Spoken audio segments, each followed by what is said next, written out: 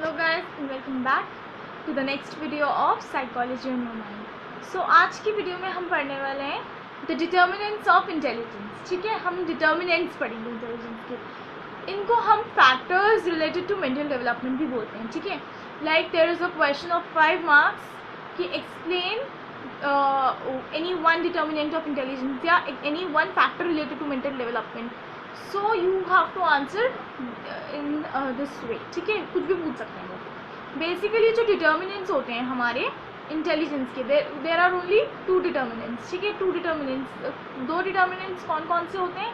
एक होता है हेरिडिटी और दूसरी होती है एनवायरनमेंट। ठीक है, one is heredity and the other one is environment. ठीक है, सो हम बात कर लेते हैं हेरिडिटी। ठीक है, सो हेरिडिटी की बात करें उससे पहले हम इनमें से पढ़ लेते हैं। ठीक है, it is found in the general, ये डिटर्मिनेंट्स ऑफ इंटेलिजेंस की वो है detailing, that in the general population some are of superior intelligence, most are of average intelligence, some are below normal intelligence or are mentally retarded. ठीक है, ये हम अभी IQ वाला टेबल पढ़ेंगे, IQ का फॉर्मूला वगैरह पढ़ के उसका टेबल पढ़ेंगे, उससे हमें पता लगेगा। ठीक है, कौन सी क्या होती है, इनकी कैरेक्टरिस्टिक्स भी पढ़ेंगे हम, बट बाद में पढ़ेंगे। ठीक है, obviously heredity and environment are the 2 chief variables which influence the growth and development of intelligence. ठीक है, intelligence varies with varying influences of heredity and environment. As observations and empirical findings show, intelligence is determined by both heredity and environment. ठीक है, intelligence जो है वो दोनों से influence होती है, whether it is heredity or whether it is environment. It is influenced, intelligence, what intelligence is influenced by both of them. ठीक है, तो ये हमारी हो गई इसकी बात। ठीक है, हमारी डिटर्मिनेंट्स की। आज इस वाली वीडियो में हम बेसिकली पढ़ने वाले हैं हेरिडिटी फैक्टर्स। ठीक है, सो हेरिडिटी फैक्टर्स को पढ़ लेते हैं। Several studies have been basically heredity factors की अगर हम बात करें तो हेरिडिटी फैक्टर्स में हम जनरली आइडेंटिकल ट्विंस की बात करते हैं जो at a same time who are born. ठीक है, सो उनमें क्या है, DNA खून सब उनका सेम है। ठीक है, हेरिडिटी उनकी सेम है। So role of heredity understand करने के लिए बेसिकली हम क्या करते हैं, आइडेंटिकल ट्विंस के बारे में पढ़ते हैं। In the development of intelligence 2 important studies में be mentioned in this connection. इसमें जो है 2 इम्पॉर्टेंट स्टडीज हैं। ठीक है, बेसिकली एक तो न्यूमैन, फ्रीमैन एंड हॉल्जिंगर की 1937 में। he took what he did was he took 19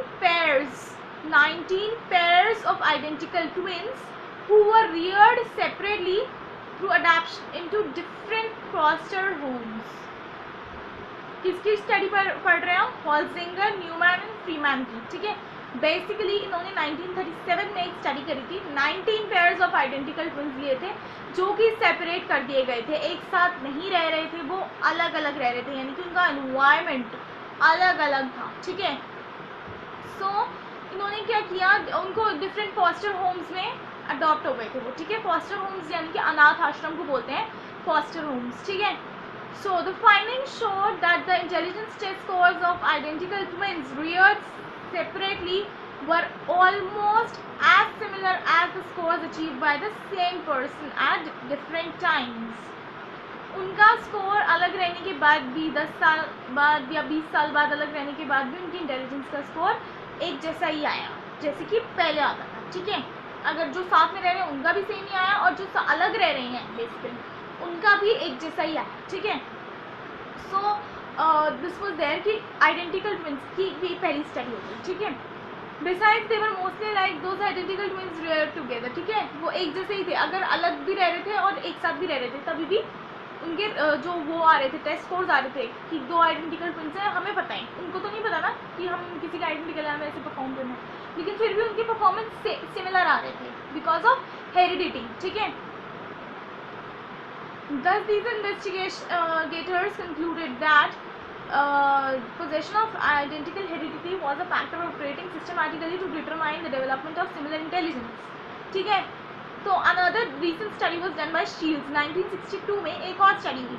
ठीक है, जो कि Shields ने SHIELDS Shields ने, he was a psychologist, he was basically biologist और psychologist mix था। He took 88 pairs of identical twins. ठीक है, आइडेंटिकल ट्विंस लिए 88 पेयर्स।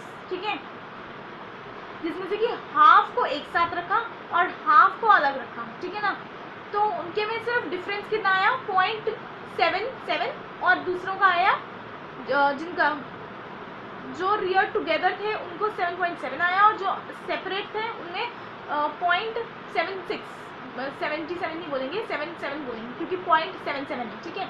सो स्कोर कितना आया कोरिलेशन 88 पेयर्स लिए, मान लो 44 अलग रख दिए, ठीक है, जो अलग अलग कर दिए कि डिफरेंट फॉस्टर होम्स में रख दिए, और 44 क्या कर दिए जो एक साथ रखे हमने, ठीक है। 44 क्या करें हमने एक साथ रख दिए, तो वो जो 44 एक साथ थे, ठीक है, उन 44 का क्या था स्कोर पॉइंट, जो एक साथ थे उनका 0.77 आया और जो अलग अलग थे उनका 0.76 आया, सिर्फ 1 पॉइंट का डिफरेंस था, ठीक है, और कोई डिफरेंस नहीं था, ठीक है। सो बेसिकली अगर हम IQ की बात करें तो IQ का क्या मतलब उनके IQ की बात करें तो उनके IQ में ज़्यादा डिफरेंस नहीं होता था, तो जिससे कि हमें इन स्टडीज़ से हमें पता चलता है role of heredity and not environment, ठीक है। और भी कुछ स्टडीज़ हुई थी जिसमें IQ of a child studied by keeping in separate environment particularly early age से, जिसमें कि हमने अर्ली एज से प्री स्कूल एज में ही उनको अलग रखना शुरू कर दिया बच्चों को, ठीक है। सो उन स्टडीज़ के हिसाब से हम बात करें तो उनको क्या कहते थे उनकी कॉन्स्टेंसी जो है वो सेम ही रहती थी बेसिकली, ठीक है। Even when there is significant change in the environment कितना भी चेंज कर लो उनकी इंटेलिजेंस का लेवल हेरिडिटी के ऊपर डिपेंड होता है, ठीक है ना, मतलब वो पेरेंट्स से ऑफस्प्रिंग्स में पास होता है, ठीक है। कितना ही डिफरेंट एनवायरनमेंट दे दो आइडेंटिकल ट्विंस को, उनमें 0.1 से ज़्यादा डिफरेंस नहीं आने वाला, ठीक है, जैसे कि हमने देख लिया पहले वाली स्टडीज में। The consistency of IQ in spite of change in environment supports the role of strong heredity influences, कि हमारी जो इंटेलिजेंस होती है वो मेनली हेरिडिटी से इन्फ्लुएंस होती है, ठीक है, हेरिडिटी से। Study of Blewett 1954 indicates the intelligence is largely determined by heredity. So Blewett ने 1954 में एक स्टडी और करी है जो इंडिकेट करता है कि इंटेलिजेंस जो है वो मेनली हेरिडिटी से डिटरमाइन की जाती है, ठीक है। सो ये हमारी हो गई हेरिडिटी की बात, ठीक है। अब हम आ जाएंगे एनवायरनमेंट पे। एनवायरनमेंट पे आने से पहले एक थ्योरी और है बेसिकली जेंसेन थ्योरी, जो कि मैं सबसे पहले करा चुकी हूँ पहले की वीडियो में, एक बार फिर से एक्सप्लेन कर दूँगी इस वीडियो में, ठीक है। और एनवायरमेंटल फैक्टर्स हम नेक्स्ट वीडियो में करेंगे, ठीक है, बिकॉज अदरवाइज ये वीडियो बहुत लंबी हो जाएगी। एनवायरमेंट फैक्टर्स को वैसे भी इसके बहुत सारे पार्ट्स हैं, वो डिटेलिंग है, सो एनवायरमेंटल फैक्टर्स हम अलग से करेंगे। तो हम जेंसेन थ्योरी डिस्कस कर लेते हैं, जैसे कि मैंने पहले भी बताया। Professor Arthur Jensen was a school में कॉलेज में प्रोफेसर, ठीक है। सो उसने क्या ऑब्जर्व किया था कि 1969 में उसने हार्वर्ड एजुकेशनल रिव्यू में था वो बेसिकली, उसने ये ऑब्जर्व किया कि जो है जो ब्लैक्स होते हैं IQ of blacks is always lesser than whites, जो गोरे लोग होते हैं उनका IQ ज़्यादा होता है। ही वॉज प्रमोटिंग एक तरह से रेशियलिज्म, ठीक है, और he was criticised by many of the people, ठीक है। और उसने अपनी इस थ्योरी को नाम दिया जेंसेन्स डेंजरस, ये मैंने पहले वाली वीडियो में एक्चुअली बताया ही नहीं है, जेंसेन्स डेंजरस हाफ ट्रूथ। उसने कहा कि ये झूठ मतलब खतरनाक आधा सच है, ठीक है, एक तरह से, कि जो है काले लोगों का IQ कम होता है, उसने ये बोला।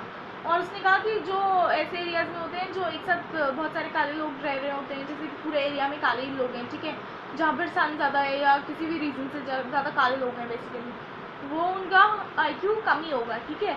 और ये इनको उसने ये भी ऑब्जर्व किया, इसके लिए उसने 2 रीज़न दिए थे, एक लो सोशियो इकोनॉमिक स्टेटस और दूसरा एनवायरमेंटल फैक्टर्स, ठीक है ना, डेप्रीवेशन फ्रॉम एनवायरनमेंट, ठीक है। सो उसने कहा कि अगर हम उनको कंपनसेशन दें, कंपनसेशन मतलब मुआवजा, ठीक है, बेसिकली मुआवजा दें अगर उनको, या कुछ पे करें उनको, उनकी हेल्प करें किसी तरीके से बेसिकली, तो उनको क्या होता है बेनिफिट मिल सकता है और उनकी दिस थिंग कैन चेंज, ठीक है, मतलब उनकी जो IQ है वो इंक्रीज हो सकता है, ठीक है। सो ये दिस वाज जेंसेन थ्योरी बेसिकली, और he was criticised by many because his theory is such useless and stupid theory, ठीक है ना। इट इज़ नॉट नेसेसरी कि काले लोगों का IQ हमेशा ही कम हो, काले लोगों का IQ गोरे लोगों से ज़्यादा भी हो सकता है, but he observed and he made a theory, तो दिस वाज हिज थ्योरी, ठीक है। So this is done.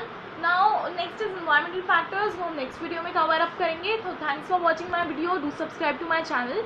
And एक बात और मैं कहना चाहती हूँ, so my videos are basically for educational purposes, ठीक है।